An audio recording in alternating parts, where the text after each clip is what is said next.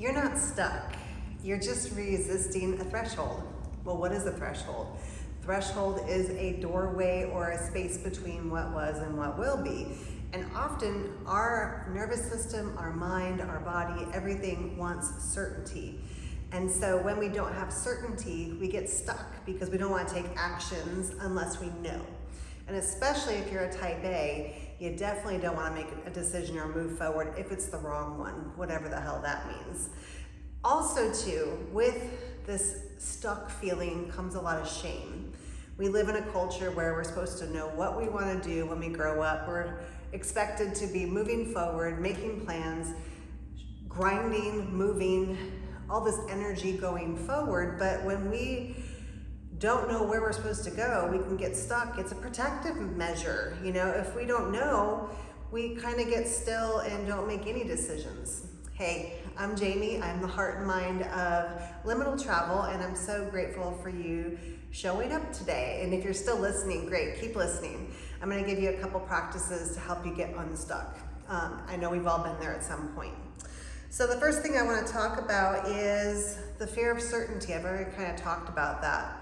But we live in a culture that really values knowing exactly what you want to be when you graduate from high school. So when you're 18 years old, you're expected to know what you want to be when you grow up, have it all figured out, map it out, point A to B to C to D, all of it. But as you guys know, if anyone is watching who's in middle or midlife, you know that things never go the way you expected them to.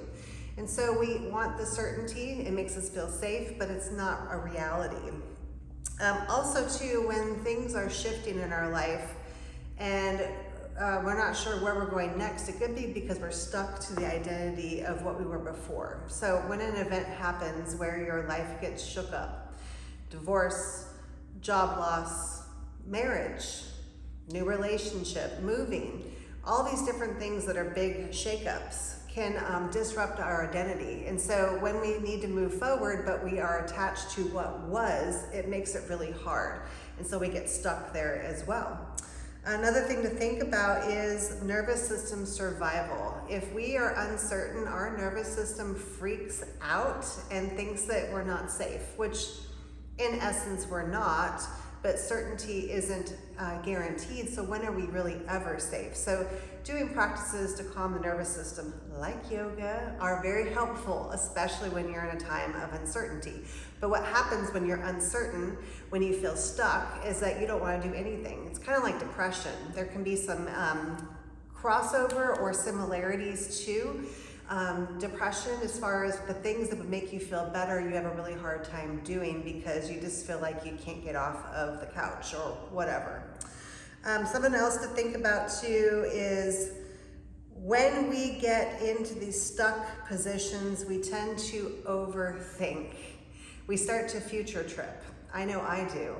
If I do this, this, and this, then I'm gonna go here, there, and there, right? We start over-analyzing, overthinking, but what we really need to do is turn this puppy off, come down back into the body, and start to see how our body feels. If I do this, how does that make me feel? Not how I think I should feel, but how does my body respond to it? Our body never lies. Our mind, 99% of the time, is a fabrication or a story. We are very intelligent creatures being humans, but we're also very much caught up in our own drama, our own stories, our own whatever. But the body doesn't lie. Even if you're rationalizing a situation and making it seem okay, your body will tell you it's not okay. So getting into practices that bring you back into your body are great. So again, yoga, but also walking outdoors, not on a treadmill. No shade to the treadmill or to the gym, but get outside, walk with nature. Nature automatically starts to regulate your nervous system. When you walk, you have the bilateral stimulation. Your eyes go side to side, which helps you to process information and to calm your nervous system. And when your nervous system is calm, you can start to make good decisions and start to think clearly. And that's really the first step in getting out of being stuck. But also too, I want to mention this. When we're in a stuck position, sometimes we just need to be stuck.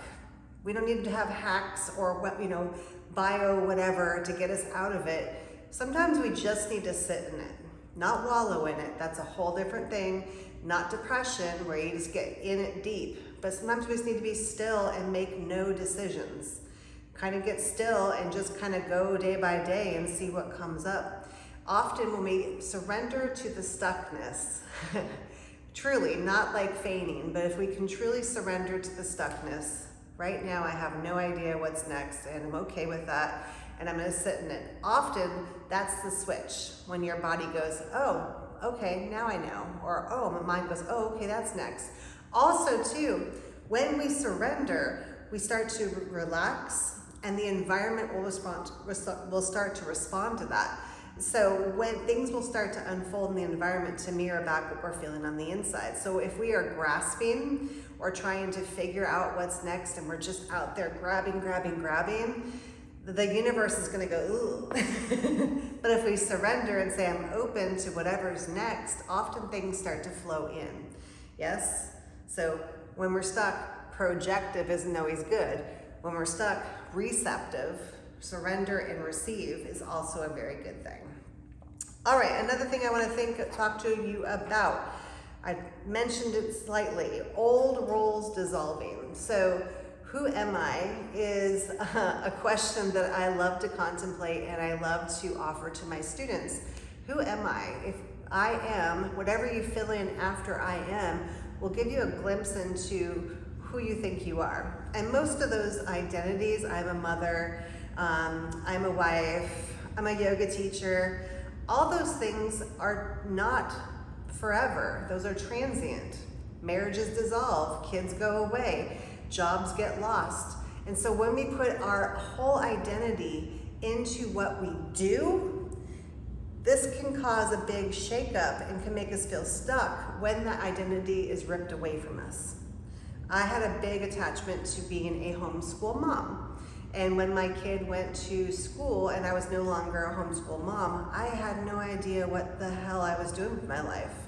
I feel like a part of me was ripped away because I had identified so much with the role that I have done. So the moral of the story is, it comes back to yoga, attachment creates suffering. Anything that we attach ourselves to and say is mine or who I am is going to cause some suffering in some way. And when identities shift, there is a loss and there's grief involved. Oh yeah, that's the next thing I have in my notes, grief. So when we're in these stuck positions and we need to move forward, often we can't move forward until we actually grieve what was. You know, grief isn't just about when someone dies. It's when we lose identities, lose relationships, lose jobs, the loss of whatever we hold to be true and good, whatever we really love. And so there's a grieving process that needs to happen before we can move forward. Otherwise, it's going to be, the moving forward is going to be overshadowed by all the stuff that we have not worked through yet. Grief, man. Oh yeah, the fear of change, the fear of success, the fear of failure, fear just in general. In general, there are two operating modes that we can move from, fear and love. There's lots of different flavors of them underneath, but if you can just break it down to keep it simple, fear or love. And when we don't know and have no certainty about what's next, there is a fear, and that fear is going to get us even further stuck. If we're afraid, we are not going to move forward. It's just like in the movies when it's like dark outside, like I'm afraid to go out at night. The nighttime is a metaphor of our future that's uncertain, right? The boogeyman's out there. Michael Myers. All right, so now I'd like to offer you a few things that you can do to help move you forward. Take tiny actions. Like you don't have to figure out your whole life or what's next.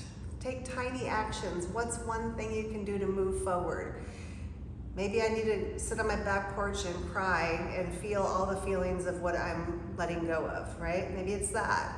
Maybe it's a small action of moving forward of put an application in for a new job, right? You don't need to be attached to it, but maybe that's what, do something to move forward. Something that's easy, tangible, and can give you the feeling of accomplishment.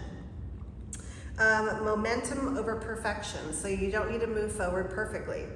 You do not need to have it figured out. You can make mistakes. You can fall down along the way. You can change your mind. I think we get caught up in I must move perfectly forward and make no mistakes, but a little bit of movement is way better than waiting for it to be perfect. You've heard that before, right? Like people say, well, I'll have a kid when it's the right time. There's never a right time. There's never enough money. There's never enough. Like, you just make a decision and do it. Physical movement will help emotional movement. So if you're sitting on your couch, 18 hours a day, that's going to contribute to you feeling stuck.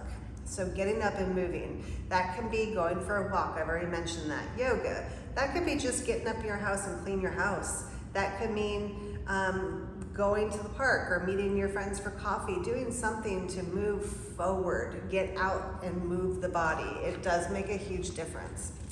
All right, so finally I'd like to offer you a micro movement ritual. So you don't need to commit a whole hour to a movement practice to make it worthwhile. You can do it for a minute or 2 or 5 or really whatever, as long as you're getting up and doing it. So from here, let's go ahead and do a little micro movement together, yes? So if you're laying down, go ahead and sit up. Find a tall spine. Give yourself a little shake here. Shaky, shaky, shaky. Good, now this is gonna look funny, but humor is also good to get you unstuck. Open your mouth wide and go, ah, and then close your mouth. Good, take some circles with your neck. Switch direction, go the other way. Good, bring your head back to center. And then from here, we're gonna bring our hands on our knees and you're gonna round the back, bring your chin to your chest, separate through the shoulder blades, and then bring your chest forward, shoulders back, look up, and then do that a couple more times. Round the back, arch the back. Just to get the body moving. Good, then come back to a neutral spine. If you are dysregulated in your nervous system, this is a good way to regulate. Hook your thumbs, make little butterfly wings, place them on your chest, and then tap alternating side to side. Now, as you're doing this, if you want to add the eyes in, you can do a tap on one side, look over, and then a tap on the other side, look over, and then go side to side.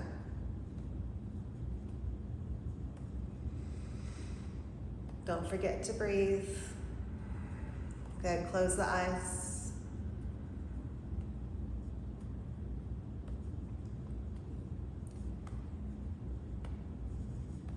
Good, now open the eyes, release the arms, shake them. Good, now extend the arms out like a zombie, and then open your fingers wide, and then make a fist, and then fling. And you can just imagine flinging off the stuckness. Whatever's clinging to you, kind of imagine flinging it off. Then get the whole arms involved. Get the whole arms involved. Good, and then release those arms down. Take a big inhale through the nose. Hold it, and then sigh it out.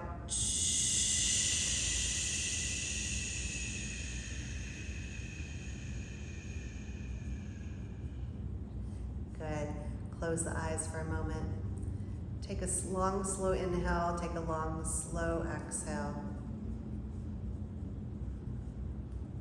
So what is the one thing you can do to get moving? Create some movement forward. Whatever pops into your mind, go with it. Let that be your guiding principle when you turn off this video, and don't keep scrolling. Open your eyes, don't keep scrolling.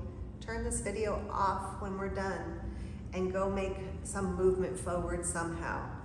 Godspeed. I know feeling stuck can be really hard. Reach out to friends, reach out to me. Part of my job at Liminal Travel is to help walk with people through these transitions and thresholds they find themselves into. I offer a free 15-minute consultation to see if my vibe matches your vibe and to see if I can help you in any way. Thank you for tuning in, and I'll see you next week. Thank you so much.